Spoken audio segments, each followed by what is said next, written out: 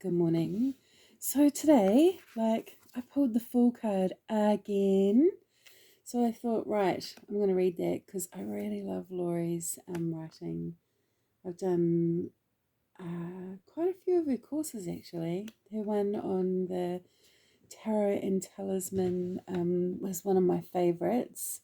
I've still got my piece that I made from her class. And the way that she writes is just so beautiful. Like I've subscribed to her newsletter, and every Tuesday or probably Wednesday here, it comes in my email box, and I just can't wait to read it. So her book is the book. Her tarot deck is the Undefining Conscious Tarot. It's a um, red feather deck, so it's really freaking expensive. In New Zealand it's $90, so I don't have it on my bookshelf, but if you want I can get it in for you, not a problem. It sort of reminds me of the what's that deck, hang on, where is it? I have a lot of decks, like my friend, I'll show you. This is my Oracle bookshelf in my room. Yes, yeah. And then I've got another bookshelf here with some other ones. And then I have up here, there's some other big tarot decks that I put on my, what do you call it, window sill thingy. And then over here I've got my tarot decks, which I just, I freaking love my cards, my cat bowl, and my bioptrum. Have you guys ever had a colour therapy? Amazing. And then I've got more oracle there. So I have a lot of cards. Oh, there it is. And it reminds me of this one. It's just got a bit of touch of madness to it. Yeah, there's another deck as well that it reminds me of, but that's the main one, where it feels quite chaotic. Anyway, I'll show you some of the cards. Like the sun is also another one that's been coming out quite a lot for me. But yeah, you can see it's just got a touch of madness, which I love. I love it, I love it, I love it. Look at that, isn't that beautiful? What does this deck remind you of?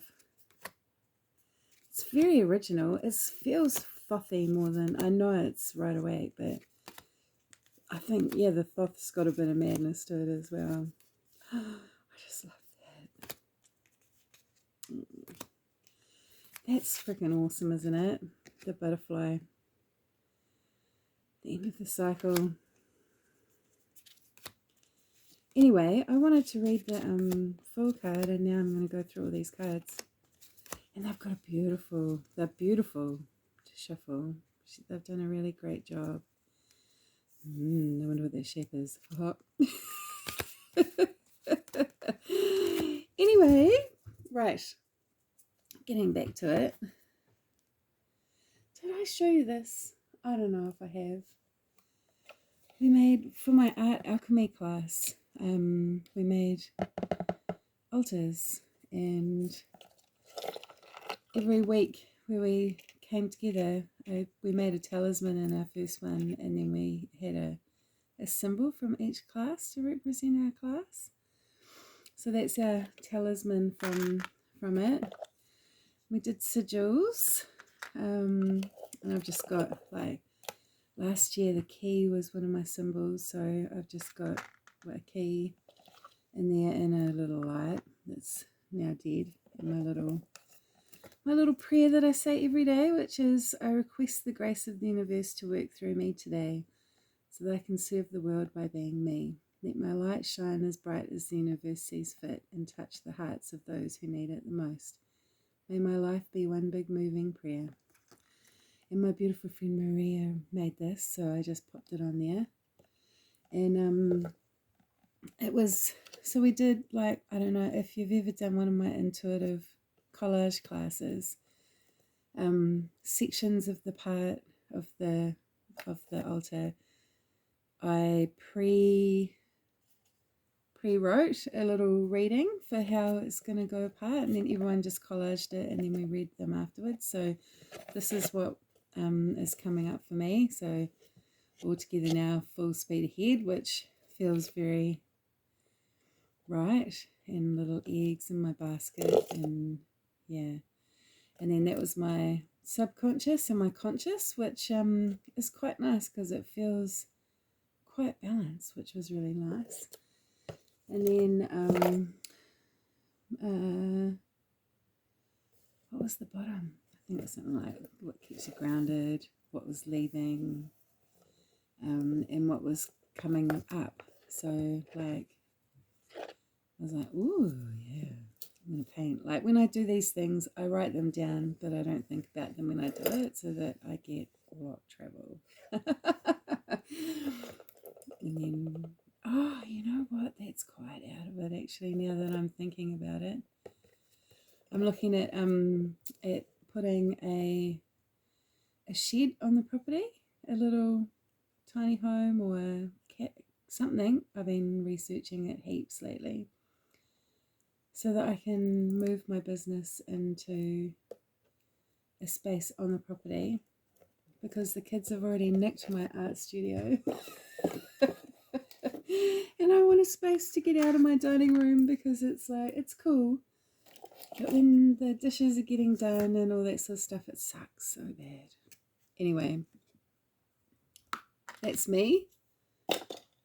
Right, so what I have, has anyone else got one of these? I must just say they're the best things ever, because I get to take pictures of all my cards that I pull every day and stick it in my journal and then write about it, which is amazing. Anyway, right, get back to it. The Fool. Where are you? And it says, it is foolish to leave a place of spirit and light and leap into life. Or is it divine? What role does faith play now? Each time we decide to leave the heavens and the golden realm of the sun to entrust our internal soul to a physical body, it's to play, learn, and experience all we can in this land of form.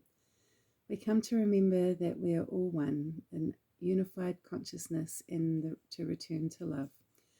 When you take the first step on this journey, you're the first and last archetype in the major arcana, the Fool. The soul, your soul, is a red feather, light and blown easy by the winds, but also filled with unlimited life force and passion. The soul, your soul, is also the white rose, delicate but filled with pure intention and fearless and innocence. You have a compassion along the road. A companion, whoopsie. You have a companion along the road, the white dog at your side, knows that you're about to fall high, fall low. Fly high, fall low, climb mountains, enjoy triumphs, and face challenges of which you're still blissfully unaware. Nevertheless, she invites you to listen to your instinct and let spirit guide you on a new adventure. You don't know what you're heading into because the path is still unformed, awaiting your first and subsequent steps. You have no experience to base your expectations on. Nevertheless, you're ready to take that step in perfect faith and trust. A blessing from the Fool. May you leap into life with both feet. And there's the interpretation is, the time is right to start something new. Don't overthink it or make any plans, because there's no point. When the Fool springs forward, you don't know how everything will unfold, for the path is unpredictable and fraught with surprises.